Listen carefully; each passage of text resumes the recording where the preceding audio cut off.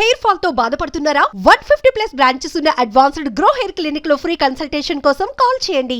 3వ తారీఖు అంటే మార్చి 3వ తారీఖున చంద్రగ్రహణం ఉంది, అందరికీ తెలిసిందే. అయితే ఈ చంద్రగ్రహణం ప్రభావం ఏ రాశుల మీద ఎలా ఉండబోతుంది, ముఖ్యంగా తెలుగు రాష్ట్రాల ప్రజలకు అలాగే భారతదేశం మీద ఎలాంటి ప్రభావం చూపిస్తుంది, ఇవన్నీ కూడా ప్రముఖ జ్యోతిష పండితులు ప్రదీప్ జోషి గారిని అడిగి తెలుసుకుందాం. సార్ నమస్తే అండి.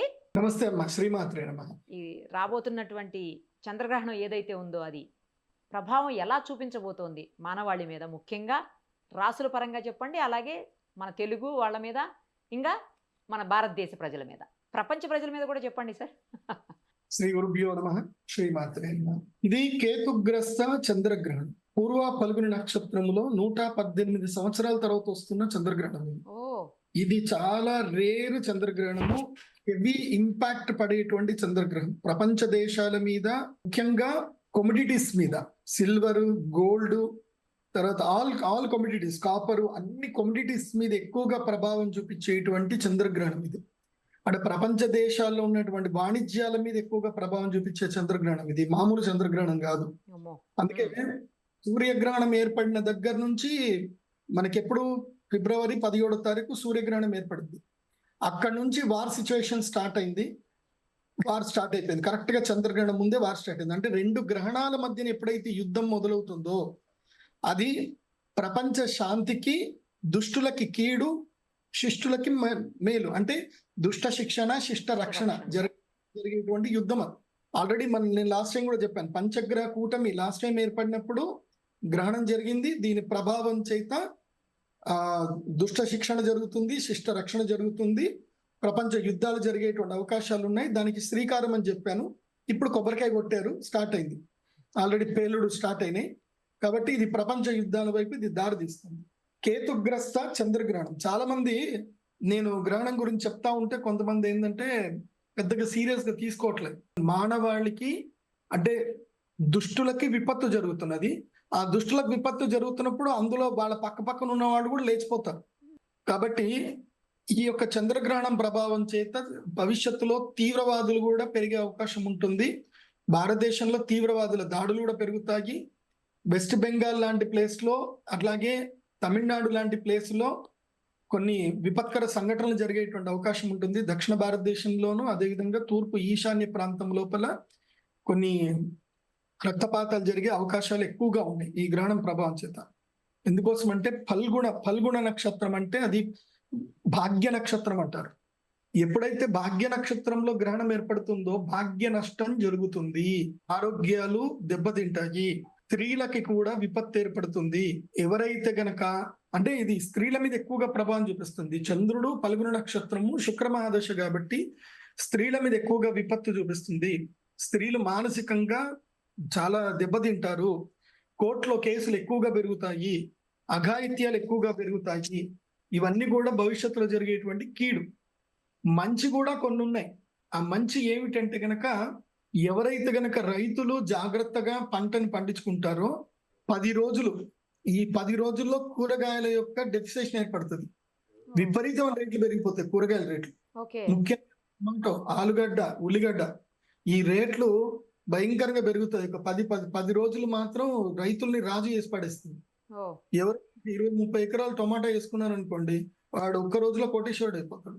ఇట్లా మదనపల్లిలో చాలా మందికి జరిగిన సిచ్యువేషన్స్ ఉన్నాయి. అట్లాగే మామిడి రైతులు కూడా కోటేశ్వరులు అయ్యే అవకాశం ఉంటుంది ఈ సంవత్సరం. పళ్ళ ధర ఈసారి 150 రూపాయల కేజీ తగ్గదు. నువ్వు 100 రూపాయల కేజీ పైనే ఉంటుంది. ఎందుకోసమంటే ఇప్పుడు మామిడి పళ్ళు ఎవడన్నా కొనలేకపోతే దాన్ని ఇమీడియట్లీ వేరే సొల్యూషన్కి వెళ్ళిపోతున్నారు, కానీ అమ్మట్లే రైతులు బాగా తెలివైపోయారు. కాకపోతే ఇప్పుడు రాబోయే రోజులు ఇంకో 15 రోజుల్లో ఏం జరుగుతుంది అంటే వడగళ్ల వానలు పడతాయి. రైతులు జాగ్రత్తగా ఉండండి. వడగళ్ల వానలు భయంకరంగా పడతాయి. సో కార్లు బయట పార్కింగ్ చేయకండి, అద్దాలు వలిగిపోతాయి. కాబట్టి ఈసారి వడగళ్ల వాన అయితే ఉంది. మన తెలుగు రాష్ట్రాల్లో వడగళ్ల వాన పడుతుంది. కాలి దుమారం తోటి పడతాయి. మామిడి పిందెలు రాలిపోతాయి. అదేవిధంగా మామిడి చిగురు కూడా రాలిపోతుంది. చీడపీడలు ఎక్కువగా ఉంటాయి. ఈసారి వరికి చీడపీడలు ఎక్కువగా ఉంటుంది. మళ్ళీ ల్యూకస్ట్ అనేటువంటి ప్రాబ్లం ఏదైతే ఉందో, చీడపీడలు, దోమకాట్లు అవన్నీ కూడా ఎక్కువగా వచ్చే అవకాశం ఉంటుంది. ద్రవ్యముల మీద, జలములు అంటే పాలు కానీ ద్రవ్య పదార్థాలు ఏవైతే ఉన్నాయో ద్రవ్య పదార్థాలు కలుషితమయ్యే అవకాశం ఉంది. కాబట్టి ప్రజలు నీళ్ల పట్ల అప్రమత్తంగా ఉండండి, ఆహారం పట్ల అప్రమత్తంగా ఉండండి.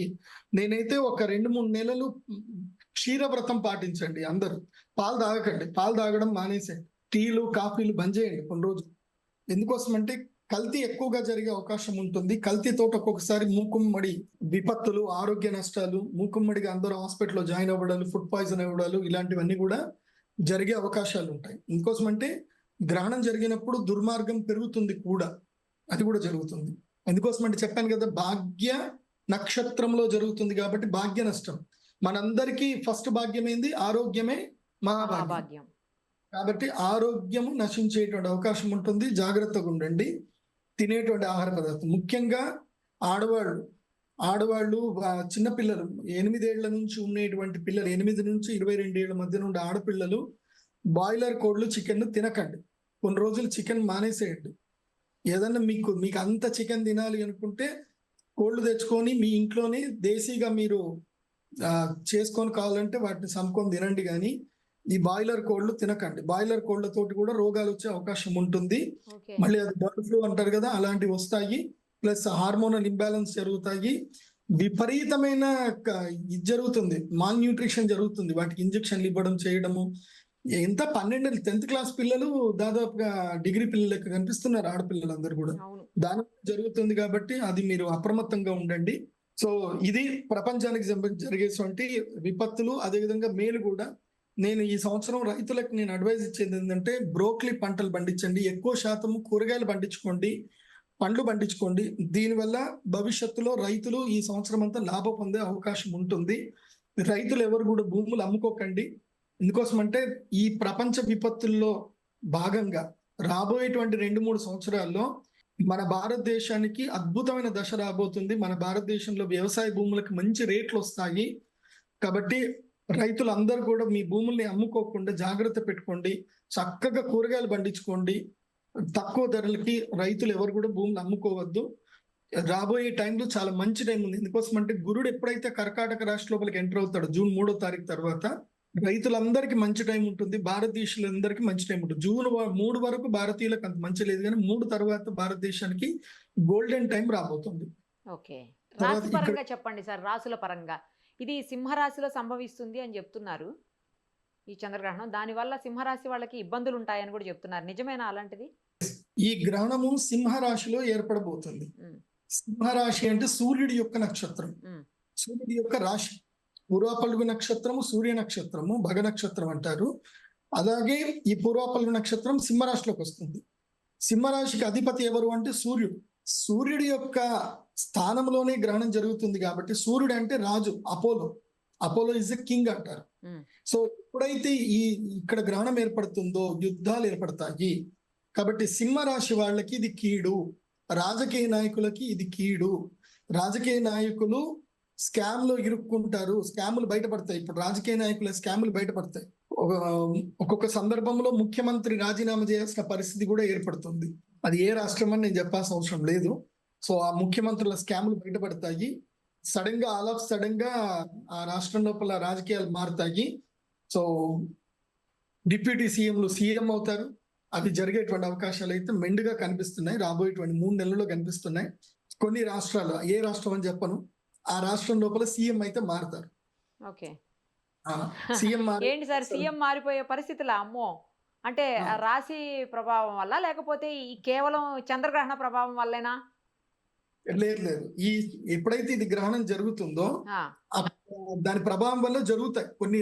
కొన్ని దేశాల్లో అధ్యక్షులు మారిపోతారు, దేశాధ్యక్షులు చనిపోతారు. మన వరకు మన ఇండియాలో ఏదైనా ఒక రాష్ట్రానికి సీఎం మారిపోతారు.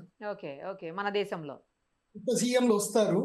అది కూడా ఇక రాశి వాళ్ళు అంటే సింహరాశి వాళ్ళు జాగ్రత్తగా ఉండాలని చెప్పారు. ఏ రాశుల వాళ్ళు జాగ్రత్తగా ఉండాలి? ఏ రాశుల వాళ్ళకి కలిసి వచ్చే అవకాశం ఉంటుంది ఈ చంద్రగ్రహణంతో? 4 రాశులకు అరిష్టం ఉంటుంది. సింహరాశికి బాగాలేదు. సింహరాశికి మనోవైఫల్యం కలుగుతుంది, మనస్సు బాధ కలుగుతుంది, తీవ్రమైన ఉంటుంది, ధన నష్టం కూడా జరుగుతుంది, ఆరోగ్య భంగం ఉంటుంది. కాబట్టి సింహరాశి వారు మా శ్రీచక్ర పీఠంలో మేము పరిహార పూజ చేస్తున్నాం, చేయించుకుంటే మంచిది. లేదంటే ఎక్కడైనా సరే దేవాలయానికి వెళ్ళి ప్రదక్షిణ చేయండి, శివారాధన చేయండి, శివుణ్ణి ఆరాధన చేసుకోండి, ఓం నమ శివాయ అని జపం చేసుకోండి. సింహరాశి, తర్వాత వృషభ రాశి. వృషభ రాశికి మంచిది కాదు. వృషభ రాశి వారికి ఎట్లాంటి పరిస్థితి వస్తుందంటే స్టాక్ మార్కెట్ లో డబ్బులు పోగొట్టుకుంటారు, ఎక్కడ పడితే అక్కడ డబ్బులు పోగొట్టుకుంటారు, ఇళ్ళు అమ్ముకుంటారు, బంగారం తాకట్టు పెట్టుకుంటారు, ఓకే. వెహికల్ జరుగుతుంది, వెహికల్స్ తో యాక్సిడెంట్స్ అవుతాయి, మదర్ కి హెల్త్ బాగా ఉండదు, హాస్పిటల్ బిల్స్ పెరిగిపోతాయి. ఇలాంటి ఇష్యూస్ అన్ని కూడా వృషభ రాశి వారికి నెగిటివ్స్ ఉండే అవకాశం ఉంటుంది. సో వృషభ రాశి వారు కూడా అప్రమత్తంగా ఉండండి. మీరు కూడా అరిష్ట నివారణ తంత్ర యాగం చేసుకుంటేనే మీకు మంచిది. చెప్పి మీరు చేసుకోలేకపోయినా దైవారాధన చేయండి, శివారాధన చేయండి, విష్ణు ఆలయానికి వెళ్ళండి, ప్రదక్షిణ చేసుకోండి. అలాగే నెక్స్ట్ వచ్చేటువంటి రాశి ఏంటంటే మకర రాశి. మకర రాశి వాళ్ళకి ఆరోగ్య భంగం, వివాహ భంగం జరుగుతుంది, సంబంధాలు తెగిపోతాయి, భార్యాభర్తల కలహాలు జరుగుతాయి, దీర్ఘకాలిక రోగాలు అంటుకుంటాయి. కాబట్టి మకర రాశి వారికి ఇది ప్రతికూల సమయం. ఆహార విషయంలో, తినేటువంటి విషయంలో అప్రమత్తంగా ఉండాలి. ఏదైనా సరే మీరు మంచిది అనుకొని తింటారు, దాంతో ఒక్కసారి ఫుడ్ పాయిజన్ అవుతుంది, ఒక్కొక్కసారి అది పెద్ద వ్యాధి కిందకి మారిపోయే అవకాశం ఉంటుంది. కాబట్టి తినే ఆహారం అప్రమత్తంగా ఉండండి. లాంగ్ జర్నీస్ కి వెళ్ళకూడదు. మకర రాశి వారు లాంగ్ జర్నీస్ పనికిరావు. తర్వాత ఫైనల్ గా కన్యా రాశి. కన్యా రాశి వారు ఎంత కామ్ గా ఉంటే అంత మంచిది. ఎంత హ్యాపీగా పడుకోండి, ఎవరితోటి మాట్లాడకండి, ఏదైనా తీర్థయాత్రలకు వెళ్ళండి, ఎవరితోటి సంపర్కంలో పెట్టుకోకండి, ఎక్కడ ఫినాన్షియల్ డీల్స్ చేయకండి, అగ్రిమెంట్ చేయకండి, ఎవరికి మధ్యవర్తిత్వం వ్యవహారం చేయకండి. ఏది చేసినా పెంటై కూర్చుంటుంది. కన్యా రాశి వారికి దాదాపుగా అక్షయ తృతీయ వరకు బ్యాక్ టైం నడుస్తుంది. మొత్తం డబ్బులు పోతాయి, ఏదో ఒకటి అగ్రెసివ్ గా వెళ్ళిపోతారు, ఏదో పెంట చేసుకొని కూర్చుంటారు. మీరు మంచి చేద్దాం అనుకుంటారు కానీ అది కాస్త మీ ఇంటి మీదకి వచ్చి కూర్చుంటుంది. ఏమీ చేయకండి, తిన్నామా పడుకున్నామా తెల్లారిద్దాం, ఇదే పాటించండి. ఎవరైనా వచ్చి ఏదైనా అడిగారు అనుకోండి, తెలియదు, గుర్తులేదు, మర్చిపోయా, ఈ డైలాగ్ చేసుకోండి. ఓకే. ఇక మంచిగా ఉండే రాశులు జూన్ 3వ తారీఖు వరకు కన్యా రాశి వారు కానీ, వృశ్చిక రాశి వారు కానీ, అదేవిధంగా మకర రాశి వారు కానీ, తర్వాత మేషరాశి, తర్వాత మీన రాశి, వృషభ రాశి, కర్కాటక రాశి, ఈ రాశులన్నీ కూడా ప్రశాంతంగా ఉండండి, ఎవరి జోలికి వెళ్ళకండి. ఓకే, ప్రపంచంతో సంబంధం లేనట్టు ఉండండి. అట్లుంటే మీరు ఈ ప్రపంచంలో ఉంటారు. లేదనుకోండి ప్రపంచానికి దూరంగా వెళ్ళిపోయే పరిస్థితులు మీకు ఏర్పడతాయి. ప్రశాంతంగా ఉండండి, ఏవి అగ్రెసివ్ డిసిషన్స్ ఏవి తీసుకోకండి. మెయిన్ సింహరాశి వారు నో డిసిషన్స్, అగ్రెసివ్ డిసిషన్స్. తిన్నామా పడుకున్నామా తెల్లారిద్దాం, సింహరాశి వాడు అయితే. నెక్స్ట్ మంచి ఉండే రాశులు ఏవి అంటే గనక, ఈ గ్రహణం వల్ల మిథున రాశి వారికి కలిసి వస్తుంది, బాగుంటుంది. మిథున రాశి వారికి ధైర్యం ఉంటుంది. అదే విధంగా వృశ్చిక రాశికి, తులారాశి వారికి అద్భుతంగా ఉంటుంది. అందులోనూ తులారాశి వాళ్ళకి జూన్ 3వ తారీఖు వరకు పట్టిందల్లా బంగారం.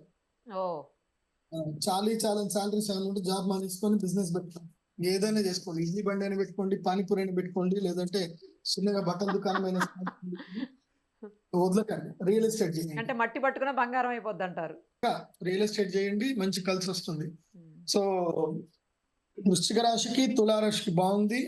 అదే విధంగా మీన రాశి వాళ్ళకి ఈ యొక్క పీరియడ్ ఏదైతే ఉందో, ఇది వెంటిలేటర్ పీరియడ్ నుంచి వాళ్ళు దాటి లక్ గా ఒకేసారి అదృష్టం కలిసి వస్తుంది. మీన రాశి వాళ్ళకి ఏం నాట్యం ఉంది, ఏ గ్రహం అనుకూలంగా లేదు, కానీ మధ్యలో ఒక్కసారి లైఫ్ వస్తుంది అనమాట. ఈ ఉగాది అక్షయ తృతీయ వరకు అనుకోండి, ఈ అక్షయ తృతీయ వరకు మీన రాశికి లైఫ్. అందులోనూ ఉగాది వరకు అయితే పక్కా లైఫ్. అప్పులు గిప్పులు ఏమైనా ఉంటే తపాదపా తీర్చేసుకోండి. లేదులే ఇప్పుడు అప్పెట్లా తిరుగుతాం, ఉన్న పంత తీర్చేస్తే మనం దాన్ని రొటేషన్ చేసుకోవచ్చు కదా అనుకున్నారు అనుకోండి, అది రొటేషన్ కాస్త రివర్సల్ అయిపోతుంది, మొత్తం ఉన్నదంతా పోగొట్టుకుంటారు.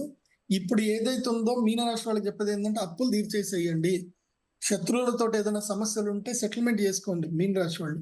అయితే ఇది సెటిల్మెంట్ టైం. ఇది ఎందుకోసం అంటే ఏళ్ళనాటి శనిలో కొంచెము అప్పుడప్పుడు గ్రహణాలు వస్తాయి, మనకి లక్కిస్తాయి కూడా గ్రహణాలు. సో మీన రాశి వాళ్ళకి ఏంటంటే ఈ గ్రహణం వాళ్ళకి ఊపిరిస్తుంది అనమాట. ఏళ్ళనాటి శని బాధ నుంచి ఒక 15-20 రోజులు వాళ్ళకి రిలాక్సేషన్ ఇస్తుంది. ఈ ఉన్న రిలాక్సేషన్ టైంలో మీన రాశి వారు ఏదైనా ఉంటే వాళ్ళు పనులు కంప్లీట్ చేసుకొని చేతులు దులుపుకొని ప్రశాంతంగా పడుకోండి అని చెప్తారు మీన రాశి వాళ్ళు. సో 4 రాష్ట్రాల వాళ్ళు కూడా మేము అరిష్ట నివారణ తంత్ర యాగం చెప్తున్నాము. నేను ఒకటే చెప్తాను, గ్రహణాలు ఏర్పడినప్పుడు మన నసీబ్ మారాలి. ప్రతి మనిషికి ఒక రోజు వస్తుంది అంటారు కదా, ఆ రోజే గ్రహణం.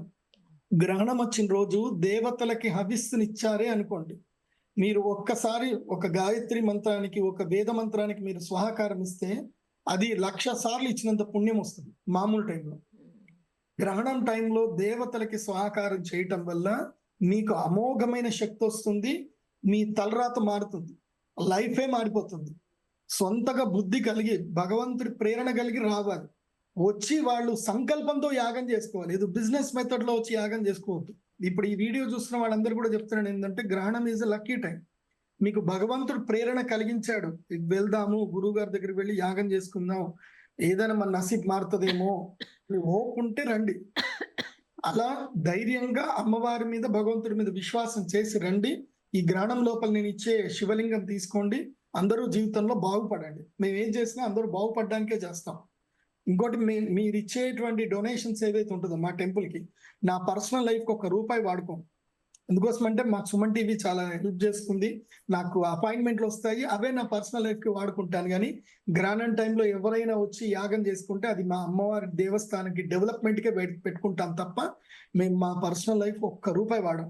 సో థ్యాంక్స్ సుమన్ టీవీ, మాకు మంచి, అంటే ప్రజలందరికీ ఒక అనుసంధానంగా, ఒక బ్రిడ్జ్ లాగా ఉన్నారు. ఇప్పుడు మా దగ్గర విజ్ఞానం ఉంది, కానీ మేము అందరికి చెప్పాలంటే మాకు ఒక మీడియం కావాలి కదా. సో థ్యాంక్స్ నిరుపమ గారు. నిరుపమ అంటే అర్థం ఏంటంటే డోంట్ కంపేర్ విత్ ఎనీవన్ అని అర్థం. Yes yes yes. నిరుపమ గారు ఇచ్చేటువంటి ఇంటర్వ్యూలు కానీ, ఆమె చేసే రీసెర్చ్ కానీ, ఆమె చేసిన ఈ వీడియోస్ కానీ అన్కంపారబుల్. మీలాగా వెళ్ళి వీడియోలు చేసేవాళ్ళు ఎవరు లేరండి.